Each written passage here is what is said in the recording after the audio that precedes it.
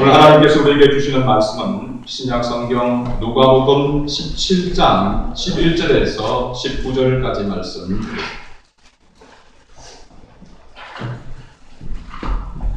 누가복음 17장 11절로 19절까지 말씀입니다. 신약성경 124조.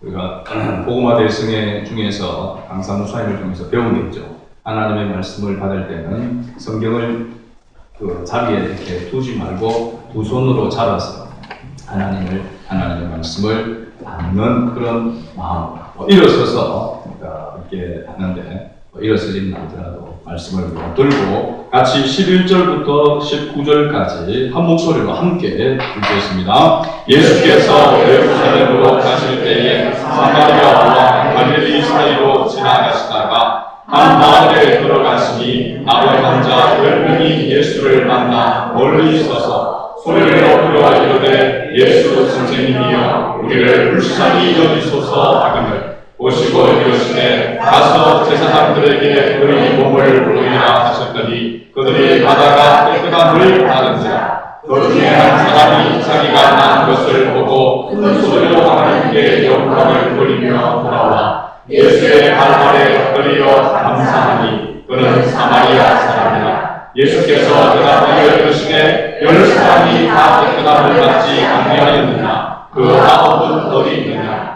이 많은 교회는 하나님께 영광을 돌려 돌아온다 없느냐 하시고 그에게 이르시되 일어나 가라 내 믿음이 너를 구원하였느니라 하시더라. 아멘. 할렐루야. 우리 옆 사람하고 한번 인사 나누도록 하겠습니다. 잘 오셨습니다.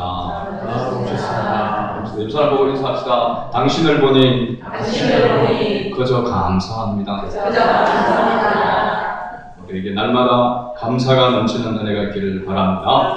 오늘 말씀의 제목이 감사로 주께 영광을 돌리자라고 하는 제목입니다. 다음 주가 추수감사주일 예배기에 우리가 먼저 감사의 제사를 하나님 앞에 또 올려드리기를 원하는 그러한 마음에서 오늘 말씀을 통해서 은혜를 나누고자 합니다.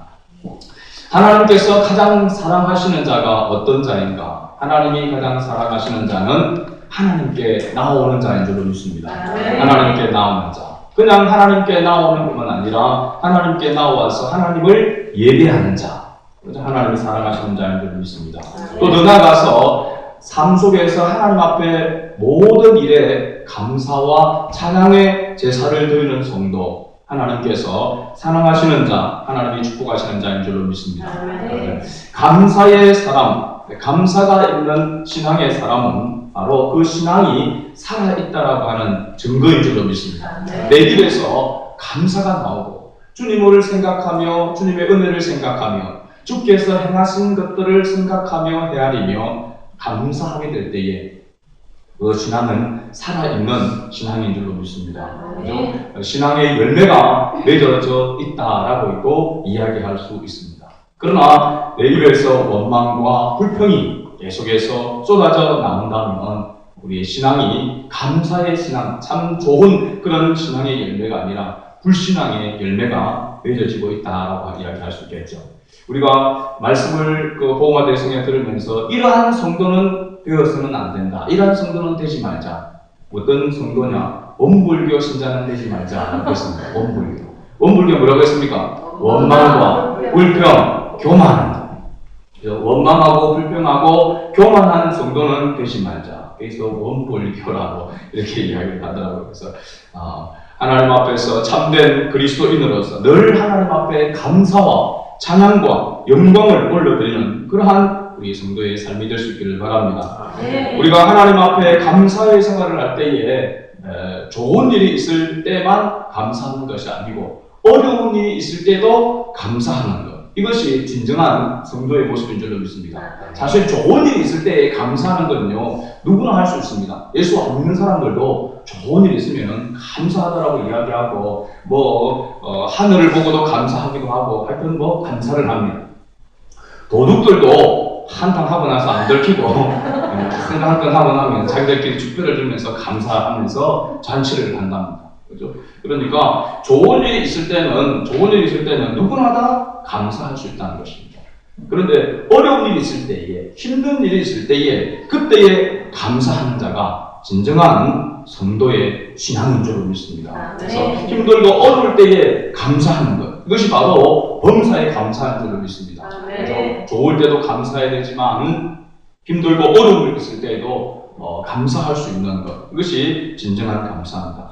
브레이크라고 하는 사람이 이런 말을 했습니다. 감사할 줄 아는 자는 풍성한 수확이 뒤따른다 라고 했습니다. 감사할 줄 아는 사람은 풍성한 수확이 뒤따른다. 그러니까 마치 우리가 기차가 있으면 기관차 앞에서 엔진이 있고 동력이 있는 기관차 앞에서 가는, 그 다음에 객차가 그 뒤에 줄을 따라서 가는 거와 마찬가지로 감사라고 하는 것이 먼저 앞서게 되어지면 그 뒤에 풍성한 열매가 뒤를 따른다라고 하는 것입니다. 그래서 먼저 하나님 앞에 감사하는 신앙이 회복되어진다면 하나님께서 주시는 그런 풍성한 열매도 반드시 뒤따르게 될 줄로 믿습니다. 반대로 원망과 불평하는 생활이 앞장서게 되어지게 되면 뒤에 따르는 그러한 모습이 좋은 열매가 아니라 좋지 못한 그러한 일들로 사건들로 넘치게 된다라고 하는 사실입니다. 그래서 하나님 앞에 늘 감사함으로 말미암아 하나님께서 우리에게 더하여 주시는 그런 풍성한 열매로 넘쳐나는 그런 우리 승환의 가족들이 될 수 있기를 다시 한번 주의 이름으로 축복합니다. 아멘. 오늘 본문 말씀은 우리가 너무나도 잘 아는 말씀입니다. 오늘 본문을 보게 되어지면 예수님께서 10명의 나병 환자를 만난 사건이 기록되어 있습니다. 오늘 본 말씀 가운데 보면 배경을 볼 때 예수님께서 예루살렘으로 가실 때에 사마리아와 갈릴리 사이로 지나가셨다라고 했습니다. 사마리아와 갈릴리 사이를 지나가시다가 10명의 나병 환자를 만났는데 이 당시에 나병 환자들은 보통 사람들과 함께 거주할 수가 없었습니다. 그래서 대부분 보면 성이 있으면 성 안에 거주하지 못하고 성 밖에 거주하고 거처를 마련해서 산단 말이죠. 그러니까 완전히 소외되어져 있는 그런 사람들, 사회에서도 보면 추방되어진, 격리되어져 있는 그런 사람들이 바로 이 나병 환자들이라고 해서 한센병이라고 해서 이야기하죠. 그죠? 손톱이 다 빠지고 뭉그러들어서 그냥 뭉퉁한 손이 되어지고, 코도 사그라들어버리고, 눈썹도 다 빠져버리고, 그래서 보면은 온 몸이 그냥 뭉그러들어져서 결국은 죽게 만드는 사람의 치명적인 그러한 바로 병이 이 한센병, 나병이라고 하는 사실입니다. 이런 질병에 걸려 있는 나병 환자, 이 환자를 예수님께서 오늘 만나셔서 어떠한 역사가 일어났는가 하는 것을 본문이 우리에게 이야기해 주고 있습니다. 어떻게 보면 우리가 육신적으로 예쁘고 육신적으로 건강하고 하는 그런 것도 복이라고 할 수 있습니다. 그러나 주님 앞에서는 육신적으로 좀 부족하고 또 건강치 못하다 할지라도 영적으로 강건하면 하나님이 기뻐하시는 줄로 믿습니다. 세상적으로 보면요, 요즘 보면은 겉으로 드러나는 스타, 저도 이병헌 배우 이병헌을 참 좋아했거든요. 그 영화에 보면 1인 2역을 하는 그걸 보면서 참 재밌게 연기를 잘한다라고 했는데 목소리도 굉장히 좋잖아요, 그죠? 그래서 참 이렇게 했는데 보니까 전에 사건이 이렇게 나한테 보니까 보면은 추잡하고 방탕한 그런 겉으로 보여지는 화려한 그 이면에 그 보여지는 방탕한 그러한 모습들을 우리가 보게 되죠. 제약으로 어떻게 보면 방탕한 그런 삶을 살아가고 있는 그런 모습을 보게 되죠. 겉으로 멀쩡한데 속으로는 삶은 병들어 있는 그런 모습이죠. 이런 사람들이 많다라고 하는 사실입니다. 우리 예수 믿는 사람은 겉도 건강하고 또 멋있어야 되겠지만 그보다도 더 우리 속 사람이 날로 새롭게 되어져야 될 줄로 믿습니다. 어떻게 보면 이 나병이라고 하는 것은 이게 죄를 생각할 때 이 나병과 연상되어지는 상징적인 그런 것이 바로 죄라고 할 수 있습니다. 영적인 그 죄를 볼 때에 고통이 없이 어떻게 보면 우리가 미처 깨닫지 못하고 느끼지 못하는 그런 사이에 죄가 들어와서 우리를 불행하게 만드는 그러한 바로 모습이 이 나병과 같다는 사실입니다. 고통이 없이 불에 대어도 어디에 상처가 나도 고통을 느끼지 못하는 그런 질병이 바로 이 나병이잖아요. 그러면서 썩어 들어가고 고약한 그런 냄새가 나면서 사람을 고통 속으로 몰고 가다가 결국은 죽음에 이르게 하는 그런 병이단 말이죠. 죄라는 것도 어떻게 보면 오늘 이 시대의 죄는 겉으로 드러나는 죄보다도 드러나지 않는 죄가 더 많은 세상 속에 우리가 살아가고 있습니다. 눈으로, 마음으로, 생각으로 범하는 그런 죄들이 얼마나 많습니까? 옛날 같으면 눈으로 쳐다보지 못할 그러한 것들이 버젓이 드러나 있는 그런 모습들도 많고요. 그죠? 우리의 마음속에 많은 유혹과 또 갈등, 그런 많은 것들로 인해서 우리의 영적인, 정신적인 건강이 상당히 위태한 그런 시대가 오늘 우리를 살아가고 있는 시대인 줄 믿습니다. 그래서 자살률이 더 많아지게 되고, 좋은 그런 환경 가운데 편안한 그런 삶을 살아가고 있는데 실제적으로는 보면은 고통 가운데에서 실험하다가 자살하는 그런 사람들이 더 많아져 가고 있는 그런 모습 가운데 있습니다.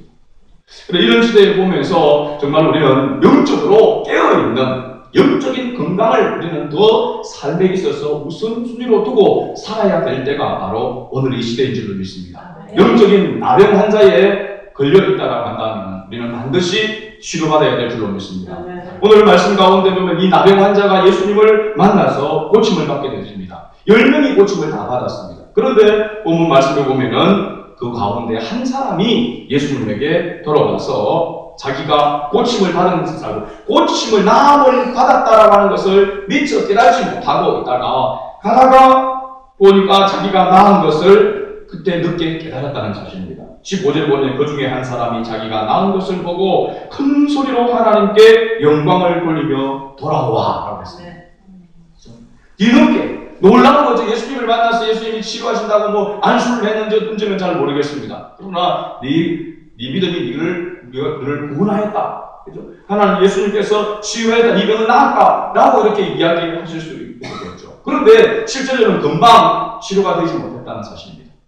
돌아가는데 자기의 길로 가고 있는데 보니까 나음을 입었더라는 것입니다. 깨끗해졌다는 것입니다. 다시 살이 돋아나고 회복되어졌다는 것입니다. 기적이죠. 그죠? 사람의 힘으로는 할 수 없습니다. 그 당시에도 사람의 의술로는 세상의 의술로는 치료될 수 없는 불치의 병이 바로 이 나병이라는 사실입니다. 그런 그가 자기가 나을 거라고 생각지도 못했는데 치료함을 받은 것을 보고 큰 소리로 하나님께 이르는 얼마나 감사했으면, 얼마나 어떻게 보면 놀랐으면 하나님 앞에 큰 소리로 영광을 돌리고, 그래서 다시 돌아와서 가던 길에서 돌아와서 예수님 앞에 감사했다라고 하는 사실입니다. 옛날 속에 보면 사례하고 있습니다. 사례. 그러니까 단순히 고맙습니다, 감사하다라고 인사만 한 것이 아니다라고 하는 사실입니다. 그리고 뭘 가지고 있었는지는 모르지만은 사례를 했다라고 했으니까, 그죠? 말과 함께 보답을 했다라고 하는 사실이죠. 그럼 뭘 들고 있었는지는 알 수가 없기 때문에 하나님 주님 앞에 나와서 감사하다고 이야기했습니다. 그런데 예수님께서 뭐라고 이야기합니까? 9은 어디에 있느냐? 똑같이 치료함을 받았는데 왜 당신만 돌아와서 감사하느냐? 그 9은 어디에 있느냐? 라고 하는 사실입니다. 오늘 여러분 10명 가운데 치료함을 받은 가운데에서 한 명만이 돌아와서 주님 앞에 감사했다는 것을 우리가 생각할 때에 9명은 어디 있느냐? 치료받은 누굴 이야기하고 있겠습니까? 오늘 보면 구원함을 받은 예수 그리스도로 말미암아 구원함을 받은 기적의 주인공이 저와 여러분 줄로 믿습니다. 우리가 예수 그리스도로 말미암아 죄 사함을 받고 하나님의 자녀가 되었다라고 하는 사실을 우리가 뒤늦게, 때로는 은혜를 깨달았을 때 뒤늦게 알고 얼마나 감격했습니까? 그러나 얼마나 하나님 앞에 늘 감사하는 삶을 살아가고 있느냐, 감사하며 살아가고 있느냐. 한 명에 속한 자가 아니라 9명, 그 9은 어디 있느냐? 그 9에 속한 자는 아닌가라고 하는 사실입니다. 하나님께서 오늘 우리에게 얼마나 많은 축복을 주는지 모릅니다. 요즘도 물론 그런 말을 이렇게 합니다. 다 무슨 일을 하려고 하면은 먹고 살려고 하는 일 아니냐? 먹고 먹자고 하는 일 아니냐? 그런 이야기를 잘 합니다. 그러나 실제로 보면 요즘은 먹고 사는 문제는 해결되었습니다. 여러분 먹고 사는 데가 문제가 됩니까? 하루 3끼 풍성합니다. 그죠? 뭐 더해서 너무 많이 먹어서 너무 풍성해져가지고 어떻게 보면은 더 줄이려고 하는 그런 시대 속에 우리가 살아가고 있습니다. 먹고 사는 문제. 그래서 실제로 우리는 이제 뭘 일을 하면은 먹고 살려고 하는 거 아니냐 그런 말은 하면 안 될 줄 믿습니다. 그렇죠?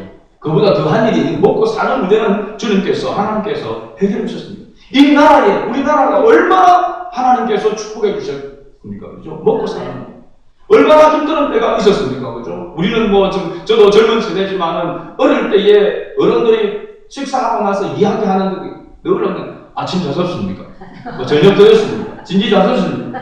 왜 그게 뭐 처음 만나는 사람들의 인사말이었단 말이죠. 그리고 그런 먹지 못하고 굶주려 죽고 하는 사람들이 많았기 때문에 나는 밤새 안녕하셨습니까? 밤새 죽어버립니까? 밤새. 그죠? 그런 시대가 우리나라에 있었단 말이죠. 그죠? 버릇고개 시대. 뭐 여기에 있는 분들은 뭐 조금 경험한 분들도 있겠지만 여러분 잘 모릅니다. 애들한테 그런 이야기를 하면 그게 무슨 소리 전설 따라 삼천입니다. 그런 어려운 시대가 우리나라에 불과 몇십 년 전에 있었단 말이죠. 그러나 하나님께서 이 땅에 얼마나 풍성한 복을 주셨습니까? 먹고 사는 문제, 더 좋은 거 먹으려고, 더 건강에 좋은 것을 가려서 먹으려고 지금 그렇게 애를 쓰고 있는 그런 시대입니다. 먹는 것이 넘쳐나는 그런 시대 속에 살고 있단 말이죠. 그렇죠? 하나님께서 우리에게 이 나라에 우리에게 엄청난 풍성한 복을 주신 줄로 믿습니다. 그 은혜를 그 복을 우리가 잊지 아니하고 하나님 앞에 감사할 수 있어야 된단 말이죠. 근데 그런 어떤 감사는 잘 없고 아직까지도 그냥 뭐 먹고 사는 문제, 먹고 살려고 하는 거 아닌가 하고 하는 그런 이야기는 합당치가 않은 그런 시대가 되었다라고 하는 사실입니다. 9명이 10명의 치료를 받고 1명이 와서 주님 앞에 감사하고 9명은 어디에 있는지 어디에 갔는지 모르고 감사하지 않는 그러한 모습 가운데 있었다는 사실입니다. 그런데 오늘 본문에서 이 1명, 나병 환자 1명이 예수님께 돌아와서 감사하고 있는 그런 모습을 보는데 무엇에 대한 감사였는가? 우리 세 가지를 살펴보면서 우리가 예수 그리스도로 말미암아 구원을 받은 하나님의 자녀로서 반드시 이 세 가지는 감사해야 될 그런 조건인 줄로 믿습니다. 그런 감사의 조건을 가지고 그런 감사의 믿음을 가지고 신앙을 가지고 우리가 추수감사절을 지킨다면 하나님 앞에 더 큰 영광이 될 줄로 믿습니다. 첫 번째는 예수님을 만난 것을 감사했다라고 하는 사실입니다. 자, 12절 말씀을 다시 한번 읽어볼까요? 한 마을에 들어가시니 나병 환자 10명이 예수를 만나 멀리 서서 가장 먼저 감사해야 될 그런 일 중에 하나가 바로 예수님을 만났다라고 하는 사실입니다. 예수님을 만났다는 것. 우리가 영적으로나 육적으로 우리가 예수님을 만난다는 하는 것 굉장히 중요한 일인 줄로 믿습니다. 예수님을 만난 사람, 또 예수님을 만난 사람을 예수님은 그냥 무관심하게 지나치지 아니하신다는 사실입니다. 예수님께서 지명하여 부르시고 또 그러한 자를 하나님께서는 머리털까지 다 세심받으신다고 하셨고 안고 서는 것도 기억하신다고 했습니다. 모든 형편과 사정을 또 다 아시고 보고 계시는 분이시라고 성경은 말씀하고 있습니다. 여러분 하나님을 만난 것, 예수님을 만난 것이 여러분 기쁩니까? 네. 인생 가운데서 이 세상에서 또 내가 살아온 삶 가운데서 예수님을 만난 것 이것이 가장 복된 일인 줄로 믿습니다. 아무리 생각해도 물론 복음화 대승의 이야기를 하지만 그 강사님도 이 세상에서 가장 자기에게 좋았던 일, 가장 좋은 일이 무엇인가를 생각을 해보니까 아무리 생각해도 예수님을 만나는 것이 가장 좋은 일이었다라고 이렇게 얘기했습니다. 여러분들도 가만히 생각해 볼 때에 정말로 내가 지금까지 살아오면서 가장 나에게 유익하고 나에게 행복한 일이 그런 사건이 무엇인가라고 생각할 때에 예수님을 만났다라고 하는 사실. 예수님과의 만남이 내가 예수님을 또한 믿게 된 것이 가장 큰 복이라고 하는 그런 고백이 우리 속에서 진심으로 우러나는 자가 되어야 될 줄로 믿습니다. 여러 사람들을 만나고 여러 일들을 만나지만은 이 세상에서의 가장 복된 만남은 바로 예수님과의 만남입니다. 때로는 우리가 길을 가다가 길을 잃어버렸을 때에 길을 안내해준 안내자를 만나는 것도 큰 기쁨이라고 할 수 있습니다. 어려운 일을 만났을 때에 그 어려울 때에 도와주는 사람을 만나는 것도 큰 기쁨이죠. 또 도둑을 깡패를 이렇게 만났을 때에 그때에 경찰을 그 순간 경찰을 만났다면 형사를 만났다면 그것도 또한 기쁨인 줄로 믿습니다.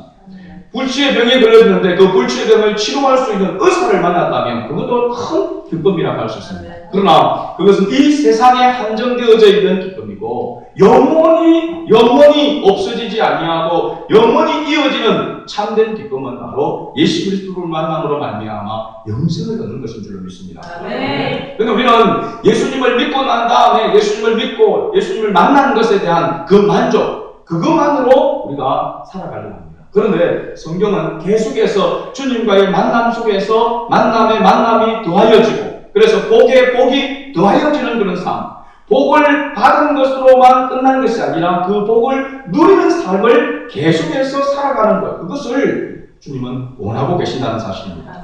구약성경 아모스 4장 12절 말씀 보면 내 하나님 만나기를 예비하라라고 그렇게 말씀하고 있습니다. 왜 우리가 하나님을 만나야 합니까? 하나님을 만날 때에 하나님께서 우리의 모든 일들을 책임져 주시기 때문인 줄 믿습니다.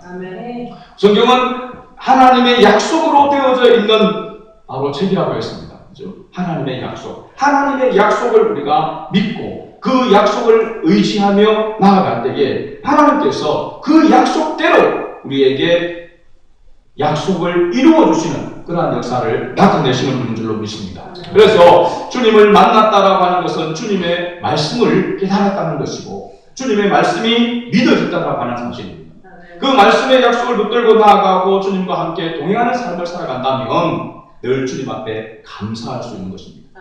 우리가 예수님을 만남으로 예수님께서 주신 그 은혜를 잊지 않을 때에 우리는 항상 주님 앞에 감사할 수 있는 것이죠. 오늘 이 나병 환자 한 명도 주님께서 자기를 치료해 주신 것을 생각할 때에 그것을 보고 감사하는 큰 소리로 하나님 앞에 영광을 돌리고 다시 돌아와서 주님 앞에 감사했다고 했습니다. 오늘 저와 여러분이 예수님을 만남으로 인한 그 은혜를 생각할 때마다 늘 주님 앞에 감사할 수 있기를 바랍니다. 두 번째는 부르짖는 것을 응답해 주신 일에 대해서 감사했습니다. 13절과 14절 말씀을 다시 한번 읽어볼까요? 소리를 높여 이르되 예수 선생님이여 우리를 불쌍히 여기소서 하거늘 오시고 이르시되 가서 제사장들에게 너희 몸을 보이라 하셨더니 그들이 가다가 깨끗함을 받은지라. 이 예수님을 만나는 예수님이 어떤 일을 행하시는 분이신다고 하는 소문을 들었단 말이죠. 그래서 예수님을 만났을 때 예수님 앞에 즉시 그들이 예수 선생님이여 우리를 긍휼히 여겨달라. 여기 긍휼히 여겨달라는 말은 불쌍히 여겨달라는 말입니다. 이 불쌍히 여겨달라, 긍휼히 여겨달라고 하는 것은 자기의 힘으로는 도저히 아무것도 할 수 없고 오직 긍휼을 베푸시는 당신만이 할 수 있다라고 하는 절대적인 그런 믿음에 대한 표현입니다. 하나님만이, 주님만이 불쌍히 여겨주실 수 있고 긍휼히 여겨주실 수 있다. 이 말을 만나면 주님만이 도와주실 수 있는 분이다라고 하는 그런 고백인 것이죠. 그래서 우리가 하나님 앞에 기도할 때에 먼저 하나님 아버지 나를 불쌍히 여겨 주옵소서. 긍휼과 자비를 베풀어 달라고 하는 이 기도가 항상 먼저 들어져야 되는 것이죠. 하나님만이 나를 불쌍히 여기시고 긍휼히 여기시고 나를 도우실 수 있는 분이라고 하는 그러한 믿음의 고백인 줄로 믿습니다. 바로 이 나병 환자들이 주님을 만났을 때에 그 앞에 처참한 그런 몰골, 세상에서 버림받고 어떻게 보면 아무런 소망이 없이 그저 목숨만 달랑 붙어져 있는 그런 현실 가운데 있지 않습니까? 그런 가운데서 주님을 만났을 때에 주님 앞에 구할 것을 주님만이, 예수님만이 긍휼을 베푸시고 우리를 구원하였다라고 하는 그런 절대적인 믿음을 가지고 부르짖었다라고 하는 사실입니다. 예수 선생님이여 우리를 불쌍히 여겨 주옵소서. 어떻게 보면 목소리도 제대로 시원하게 나오지 못하는 저 소록교에 가보게 되어지면 그 나병 환자들이 나와서 이렇게 성경을 암송하기도 하고 때로는 나와서 찬송을 부르기도 합니다. 근데 목소리가 처음에는 무슨 소리인지 못 알아듣습니다. 앵앵앵거리는 그런 소리밖에 안 안 들립니다. 발음이 제대로 안 들려요. 그런데도 성경을 줄줄줄줄 이렇게 암송을 하고 같이 그렇게 또 박수를 치면서 부르는데 손도 이렇게 뭉겨진 그 손으로 그런데 얼마나 그렇게 박수를 쳤으면 박수 소리는 그냥 우리가 치는 소리보다 더 크다, 더 짝짝짝 소리가 난다. 그러면서 박수를 치면서 하나님 앞에 이 찬양으로 영광 돌리는 모습을 봤는데 사실은 감동을 받고 은혜를 받지만은 무슨 소리인가는 잘 몰라요. 목소리 자체가 좀 특이하더라고요. 그런데 그런 목소리로 주님 앞에 같이 함께 합심해서 부르짖었다는 사실입니다. 예수님이여 나를 불쌍히 여겨줘, 우리를 불쌍히 여겨 달라라는 마음을 같이 하여 하나님 앞에 부르짖었다고 하는 사실입니다. 그 부르짖음에 주님께서 응답해 주신 일에 대해서 감사하고 있는 것이죠. 오늘 우리가 주님 앞에 우리의 작은 신음에도 응답해 주시는 하나님이신 줄 알고 그 주님만 바라면서 주님 앞에 부르짖는 그 기도에 주님은 반드시 응답하신 줄로 믿습니다. 때로 우리가 기도를 할 때 그런 생각이 들 때도 있습니다. 저도 참 내가 염치가 없고 또 내가 지금 주님 앞에 그렇게 내가 원하는 것들을 또 주님이 물론 기뻐하시는 일이라 할지라도 그것을 구할 때에 내가 과연 구할 만한 그런 자격이 있는가? 때로는 양심의 찔림을 받고 내 양심이 호소하는 그 소리 때문에 하나님 앞에 기도하기가 때로는 민망할 때가 여러분 있지 않습니까? 그래서 아이고 내가 양심이 찔렸어요. 내가 무슨 낯장으로 주님 앞에 기도하기를 포기합니다. 그런데 그것은 사람의 생각입니다. 인간의 생각입니다. 하나님은 하나님의 법에 하나님의 뜻 안에서 하나님은 응답하시는 것입니다. 우리 어떤 감정에 따라서 하나님께서 하시는 것이 아니고 하나님의 뜻에 맞으면 하나님 역사하시는 것입니다. 그래서 우리가 주님의 이름으로 물론 죄를 품고 기도하면 하나님 응답하지 않는다고 했습니다. 그러나 먼저 그 죄를 주님 앞에 예수님의 이름으로 진실하게 고백하고 회개하고 난 다음에 주님의 이름으로 구하는 기도는 하나님 반드시 응답하신다라고 하는 사실입니다. 내 감정과 내 어떤 삶의 그런 어떤 모습과 도덕적인 그런 모습과 상관없이 하나님의 뜻 안에서 하나님을 응답하신다니까요. 이것이 하나님의 은혜인 줄로 믿습니다. 그러니까 내 감정에, 내 어떤 그런 도덕심에, 내 어떤 의로움, 그것을 가지고 하나님 앞에 나가려고 하면 그것이 바로 교만인 것입니다. 하나님을 제대로 알지 못하는 자의 모습이라고 하는 사실입니다. 물론 우리가 회개하기 위해서 그런 양심의 가치를 느껴야 되겠죠.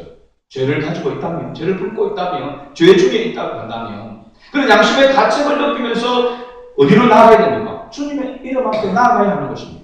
예수님의 십자가 앞에 나아가야 하는 것입니다. 그런데 그 양심의 가치를 느끼는 것만으로 끝난다면 이건 믿음이 없는 자의 모습인 것이죠. 세상 사람들과 같은 사실입니다. 주님은 주님의 뜻에 따라서 말씀하시고 역사하시고 응답해 주신다는 사실입니다. 너희가 내 이름으로 구하면 내가 내 이름으로 구하면 주님께서 응답해 주시겠다. 넘치도록 채워주시겠다고 말씀합니다. 지금까지는 너희가 아무것도 구하지 아니하였으나 구하라. 그리하면 내가 너희가 받으리니 너희 기쁨이 충만하리라. 지금까지 너희가 구하지 않았다는 것은 자기 양심적으로 생각하고 구하지 않았다는 것입니다. 그러나 주님의 말씀에 의지해서 구하고 기도하면 주님께서 반드시 응답해 주시겠다고 하는 사실입니다.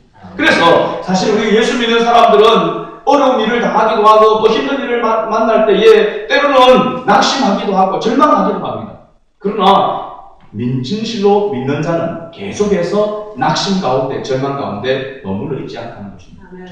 오늘날 불신함 때문에 또 우리의 교만함 때문에 또 우리가 원망하고 불평하는 것 때문에 정신적인 그런 질병을 많이 걸린다. 예수 믿음에도 불구하고 예수 믿는 성도임에도 불구하고 날마다 주님을 붙들고 주님을 의지하지 아니하고 세상을 바라보고 자기를 생각하고 그래서 열등감에 빠지기도 하고 그러면서 자책하면서 우울증에 여러 가지 정신적인 그런 질병에 걸리는 경우가 많다는 건 사실입니다.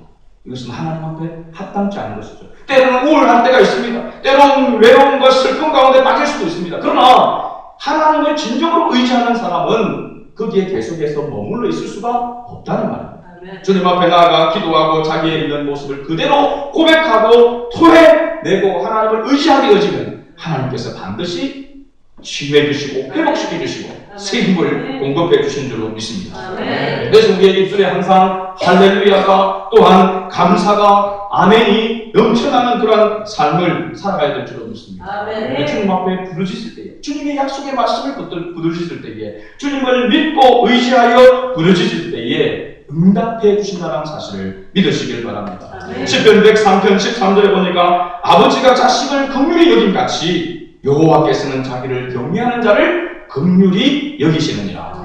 할렐루야. 하나님을 경외하는 자를 하나님께서는 긍휼히 여기신다라고 분명하게 약속하고 있단 말이죠. 우리가 하나님을 중심으로 섬기고 하나님께 감사하며 찬양을 드리고 기도할 때에 하나님께서는 우리의 모든 어려운 일들을 다 해결해 주실 줄로 믿는 믿음으로 사시길 바랍니다. 이사야서 49장 13절 말씀을 또 보니까 여호와께서 그의 백성을 위로하셨은즉 그의 고난당한 자를 긍휼히 여길 것입니다. 고난당한 자를 긍휼히 여겨주신다. 잘 될 때도 하나님께서 보호하시고 인도하시지만은 어려운 일을 당할 때에, 힘든 일을 당할 때에, 고난을 당할 때에 하나님께서 특별히 위로해 주시기를 원하신다는 사실입니다. 그 보면 물론 우리가 잘못해서 어려운 일을 당하고 고난 당한 일은 될 수는 없어야 되겠지만 그런데도 불구하고 우리가 잘못으로 인하여서 고난을 당한다 할지라도 하나님께서는 위로하시는 하나님이신 줄을 믿습니다. 여러분 부모님들을 한번 생각해 보세요. 부모와 자식과의 관계를 한번 보면은 하나님과 우리의 관계를 잘 알 수가 있습니다. 이해가 되죠? 자식이 보면은 다 자녀가 여러 명이 있다라고 할 때에 여러 명이 다 잘하면 좋겠지만 그 중에는 간혹 애무지는 사람이 있습니다. 그런데 부모님들은 그렇게 이야기합니다. 10명의 자식이 있으면 10손가락 깨물어서 안 아픈 손가락이 있느냐. 다 귀한 자식이다. 라고 그렇게 이야기하죠. 근데 저희 어머님도 그렇게 이야기하시더라고요. 다 좋은 자식이지만 어려움을 당하고 힘든 일을 당하고 또 어떤 그런 일들을 만나게 될 때에 그 고난을 당하고 힘든 일을 당하고 있으면 그 자식에게 더 관심이 가게 된다는 것입니다. 잘하는 자식에게 대해서는 여러분 걱정 안 해도 되잖아요. 그렇죠? 그러나 잘 못하고 있는 자식은 뭡니까? 그 자식 때문에 염려하게 되고 생각하게 되는 것이죠. 그래서 그 자녀에게는 뭐라도 좀 더 주고 좀 더 뭐라도 해주고 그런 마음이 부모의 마음인 줄 믿습니다. 그렇죠? 우리가 하나님 앞에서 때로는 하나님의 뜻대로 살지 못하여 고난을 당한다 할지라도 하나님을 의지하고 나아가면 하나님께서 위로해 주신다고 말씀합니다. 긍휼히 여겨주신다고 말씀드리고 있는 것이죠. 왜? 하나님의 택한 하나님의 자녀이기 때문에 그렇습니다. 버릴 수 없는 그래서 하나님의 말씀 가운데 다 위로가 되는 말씀 가운데 하나가 뭐냐면 하나님은 실수하지 않으시는 하나님.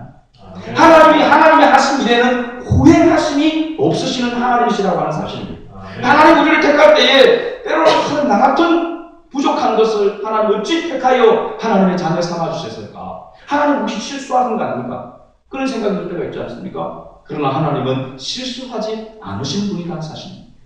그렇다면 실수하지 않는다라고 한다는 말은 우리를 끝까지 책임져 주시겠다는 것이죠. 하나님의 택한 백성을 하나님께서는 반드시 책임져 주시겠다는 것입니다. 그래서 이 10명의 나병 환자가 주님을 만났을 때에 주님 앞에 절대적인 신뢰를 가지고 부르짖을 때에 응답해 주셨다라고 하는 사실입니다. 그러므로 위로를 받게 되어지고 치료를 받게 되어진 것이죠. 그 은혜가 감사한 것이라는 사실입니다. 오늘 우리가 하나님 앞에 기도한 일들로 인하여서 응답되어지는 그런 일들로 인해서 감사한다면 그 감사에 감사가 넘쳐나지 않겠습니까? 하나님의 자녀가 된 것도 감사한데 내가 힘들고 어려울 때에 하나님께서 위로해 주시고 또 그것을 해결해 주신 것을 우리가 경험하게 될 때에 더 큰 감사를 하나님 앞에 드릴 수가 있는 것이죠. 마지막 세 번째, 이 나병 환자는 자신을 깨끗게 치료해 주신 것에 대한 감사입니다. 어떻게 보면 문제 해결에 대한 감사를 하고 있다고 할 수 있겠죠. 14절 말씀을 다시 보면은 오시고 이르시되 가서 제사장들에게 너희 몸을 보이라 하셨더니 그들이 가다가 깨끗함을 받은지라. 16절 말씀을 같이 읽어봅니다. 예수의 발 아래 엎드려 감사하니 그는 사마리아 사람이다. 깨끗함을 받았다라고 했습니다. 깨끗함을 받았다. 이 깨끗함을 받았다라고 하는 것은 앞에서도 이야기했지만 온 문드러졌던 그 살들이 다시 깨끗하게 회복되어지는 기적을 경험했다라고 하는 사실입니다. 얼마나 놀랐겠습니까? 그죠? 얼마나 놀랐죠? 문드러져서 없었던 손가락이 다시 다시 살아나고 온전한 몸으로 회복되어지는 그 모습을 경험할 때에 얼마나 놀랍겠습니까? 있을 수 없는 그런 일들이 자기 눈앞에, 자기 몸에 일어나는 그런 것들로 인하여서 여러분, 하나님에 대한 신뢰가 얼마나 남달랐을까요? 저도 은혜를 받았을 때의 기억을 합니다. 그죠? 그런 체험을 했을 때에 직접 내 몸에, 직접 나에게 그런 현상들이 나타나게 되어질 때에 부인할 수 없는, 하나님을 이제부터 믿어야 되겠다라고 하는 그런 마음을 가져서 믿어진 것이 아니라 믿어져 버리는, 하나님의 은혜를, 하나님의 역사를, 하나님의 능력을 보면은 그대로 그냥 믿어져 버리는. 그래서 하나님은 우리에게 믿음을 선물로 주셨다라고 하는 것은 우리가 믿어야 되겠다라고 객관해서 믿어지는 것이 아니라 믿어지게 만드시는 하나님이라는 사실이에요. 아멘. 우리의 어떤 노력으로 배워서 믿는 것이라 믿어주는 것이 아니라 믿어져 버린다는 사실이에요. 이런 기적이 무엇을 통해서 나타났습니까? 주님에 대한 이야기를 알고 그 믿음으로 주님을 의지하면서 긍휼히 달라고 부르짖어 응답되어질 때에 이러한 역사가 일어났다는 사실입니다. 그런데 오늘 보면 16절 말씀을 보면 그는 사마리아 사람이다. 10명 가운데서 돌아와서 하나님 주님 앞에 감사하는 이 사람이 사마리아 사람이라고 했습니다. 왜 특별히 사마리아 사람이라고 했을까요? 다 10명이 치료받은 사람이 다 사마리아 사람이라면 사마리아 사람이라고 이야기하지 않을 텐데, 아마도 그 당시에 사마리아 사람들은 어떤 사람들입니까? 혼합 종들이라고 할 수 있습니다. 혼합. 속된 말로 이야기하면 그야말로 잡종들, 이방인들과 유대인, 이스라엘 백성이 결혼을 해서 만들던 나온 후손들이란 말이죠. 그래서 유대인들은 예루살렘에서 이 사마리아 사람들을 뭐 취급했다고 했습니까? 개와 같다고 했습니다. 개 취급을 했단 말이죠. 그런 사람인데 이 사마리아 사람이, 한 사람이 그 은혜를 깨닫고 와서 하나님 주님 앞에 감사했다라고 하는 사실입니다. 그러면은 누구나 다 주님 앞에 감사할 수 있다라고 하는 것을 우리가 알 수 있죠. 누구나 다, 누구든지 어떤 그런 환경과 배경과 상관없이 주님을 믿고 주님을 만나고 주님 앞에 주님의 이름으로 기도하고 응답받게 되어지면은 주님 앞에 감사할 수 있다라고 하는 사실입니다. 깨끗함을 받은 자, 다시 말하면 죄 사함을 받은 자라고 한다면, 죄 사함을 받아서 하나님의 자녀가 된 자라고 한다면 마땅히 하나님 앞에 감사할 수 있는 것이죠. 쿨리지라고 하는 신학자가 얘기했습니다. 축복받기 원하거든 감사하는 자가 되라 하겠습니다. 여러분, 구원은 하나님의 은혜로 선물로 믿음으로 받는 줄로 믿습니다. 구원이라고 하는 것은, 하나님의 자녀가 되는 것은 나의 노력으로 되어지는 것이 아니고 하나님께서 선물로 주셔서 되어진 것인 줄로 믿습니다. 그러나 축복은 감사하는 삶을 통하여서 나타난다는 사실. 이 땅에서의 축복은 감사할 때에 감사가 더하여집니다. 그래서 어떤 목사님은 그렇게 이야기를 했습니다. 감사하게 되는, 감사는 과거와 현재와 미래의 감사가 이어진다. 과거에 지나온 일에 대해서 감사하게 되어지면 현재도 감사하게 되어지고, 현재에 감사하게 되어지면 미래에 감사할 일이 이어진다고 하는 것입니다. 그러니까 이 감사가 얼마나 귀한 것이며 얼마나 축복이냐는 것입니다. 과거와 현재와 미래가 이어지는 복이 바로 감사라고 하는 사실입니다. 우리 다음 주에 감사할 때에 하나님께서 나를 자녀 삼아주신 것에 대한 감사가 첫 번째인 줄로 믿습니다. 그리고 지금까지 지내온 일들 가운데 하나님께서 베풀어 주신 그런 일들을 생각할 때에 감사를 하게 되어지고, 올 한 해 동안 하나님께서 베풀어 주신 은혜에 대해서 우리가 생각하면서 감사를 한다며 정말로 큰 소리로 주님께, 하나님께 영광을 돌리면서 하나님 앞에 감사했던 이 나병 환자, 사마리아 이 나병 환자와 같은 그러한 모습으로 우리가 하나님 앞에 감사한다면 과거와 현재와 미래가 이어지는 그런 감사의 축복이 우리에게 나타나게 될 줄로 믿습니다. 우리 생활의 모든 가족들이 바로 예수님을 만남으로, 또 예수님의 이름으로 부르짖어 응답받음으로, 또 치료받고 구원받은 그런 은혜를 우리의 삶 가운데서 맛봄으로 말미암아 늘 언제나 주님 앞에 감사의 제사를 주님 앞에 올려드리는 그런 우리 생활의 가족들이 될 수 있기를 주의 이름으로 축복합니다. 아멘. 참 좋으신